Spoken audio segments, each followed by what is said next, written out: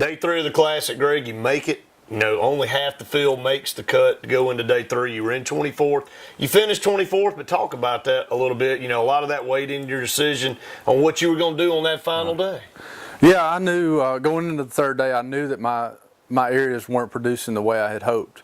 And I had a couple more that I hadn't been to because we had short days the first 2 days. And I'm in 24th place. The lowest I can finish in the tournament is 25th. I said, why not? I'll go for it. If I can catch a good bag in there, I might be able to move up a good bit. So I knew there were other guys fishing the Venice area. I knew there was a chance that they might be in those areas. I knew there was a chance they might not, and I could go in there and do well. And it was about 20 miles away from the other area I was fishing, and I went on down and checked it out. Well, there were 2 boats. 2 of the top guys were in this one little small canal, and they'd probably been there all week, so I wasn't going to pull in there on top of them. They had established that area, and I hadn't been in there. So I came out and went back, checked another area, and it had the bad algae bloom, and it was my favorite one in practice. It was just beautiful, and I was so discouraged to see it had the algae bloom on it. So came back out of there, ran back out. So at this point, I'd probably lost an extra hour of my day just trying to find a good place to fish. And went back to my confidence area, and I had a little bit of a short day, but I caught what I could catch, 9, 10 pounds. Sure. And come to find out that I caught one area where I caught 3 fish in the last probably 30 minutes that I was in there.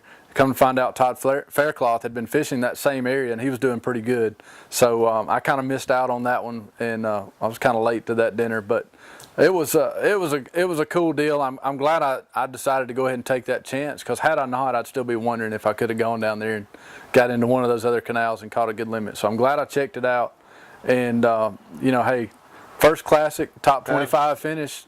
I can't complain. I was going to say, if you had to put a grade on your first Classic, because there's so many things. When I mean a grade, you didn't lose any fish you'd hooked up on. There's so many times you've seen in the past a guy lose a tournament because a fish comes off. You were fortunate enough to not lose any hooked fish. So if you had to give yourself a grade on how your first Classic went, what would you give yourself?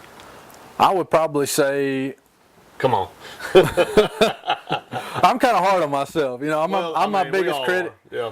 I'll say probably a B-. And the only reason I say that is because I would have scheduled my practice days differently. Sure. Tournaments are won and lost in practice and in how you prepare.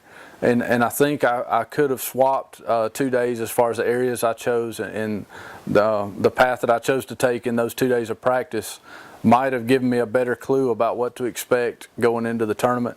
That's really the only thing that I would have changed. As far as execution, the type of areas I was fishing, I had all the confidence in the world. And hey, the fish that I got a hook in, I put them in the boat, and that's hard to do, to catch 100% of your fish in the tournament. I had a few of those that grabbed the bait and take off with it, but they weren't very committed to it, because I let them have it plenty of time. If they had it, I would have got them. You would have got them.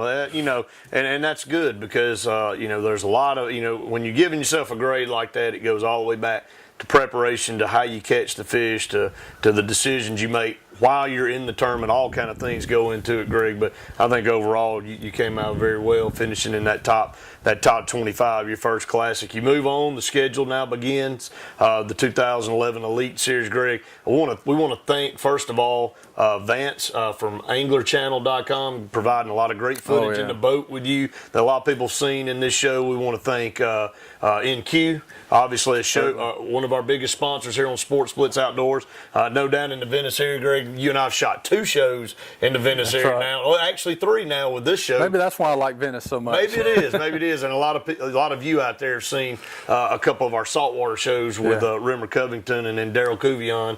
Offshore, how to get it done. It is a great fishery. Really offshore and inshore, for all the different multiple types. If you're looking for a fishing vacation, that's the place to go. But I want to thank AnglerChannel.com and Vance for traveling along with you, and also NQ, based out of Alexander City right here. Yeah, no doubt. All of those people, it's a group effort. I got a lot of credit for where making the Classic and what I achieved, but I can tell you that without the support of friends and family and sponsors, I never would have had the chance to do something like that. So I'm forever in debt to all those people that have given us opportunity, and I'm just fortunate to be able to work with some really good sponsors that are here close to home. Absolutely. The boat looks great, and Thank you can check that out. And follow us on Facebook and Twitter, folks, and follow us on our website, sportsblitzoutdoors.com. You can follow Greg and myself on Twitter and Facebook. We'll be posting updates, and Greg will be posting updates throughout the season. If you want up to the minute information on Greg Vinson as he performs throughout the Elite Series this year, you can go to our Facebook page. We encourage everybody to go there and check us out. Technology is crazy now, and it builds into what you guys do on the water. Without your electronics, a lot of you would be handicapped. Oh yeah, without a doubt. You know, there's always something, just like with the radar in this particular tournament. There, you know, just when you think you've got it all and they can't add anything else, they come up with something else that could give you an advantage, and you don't cut yourself short when you got a chance to move it up like that. Absolutely. Real quick, Greg, before we close it out, the 2011 Elite Series coming up, 8 tournaments, and then the championship back in Montgomery again. What is your viewpoint on the schedule? You like the way the schedule lays out this year? Yeah, it's going to be a different schedule this year. You know, I think it's going to be tougher. I think we're going to hit a lot of like early post-spawn type tournaments, which is usually a little bit tougher bite. I think some of the fisheries we're going to are not the big Grand Slam type fisheries that we've hit in the past, and so I think you'll see a different outcome as far as who does well this year. Obviously, I'm hopeful that it works to my advantage. A lot of the tournaments are right here close to home. We got a few in Alabama, a few in Florida where I've done well before, and I just finished up pre-practice at Toledo Bend. That was the only lake on the schedule that I didn't know anything about, and spent 3 days out there, and I liked what I saw. So I'm excited about 2011, and just making that first classic and get that one under my belt just made me hungry for the next one. Absolutely. It's just like any competitor. You're ready to get back out there and give it heck again. But folks, we really appreciate all of you out there always watching us, always following us throughout on the internet and catching up. And we all, of course, have our prior shows online as well. You can go back and catch previous episodes on sportsblitzlive.com, and then go to Sportz Blitz Outdoors as well for those. But Greg, it's been a pleasure wrapping up here the 2011 Bassmaster Classic. Looking forward to the 2011 Elite Series and more shows right here on Sportz Blitz Outdoors for everybody coming up this year. You got it. We got some new stuff coming out. I'm excited to get out there and do some more shows. It's going to be a lot of fun, and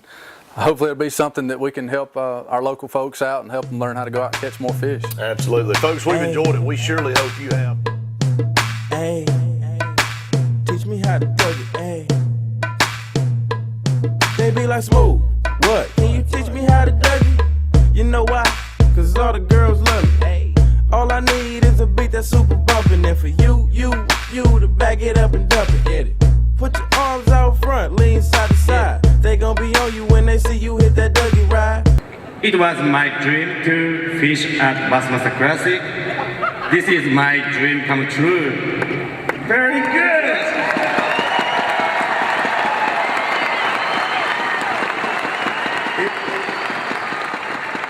If you hadn't told me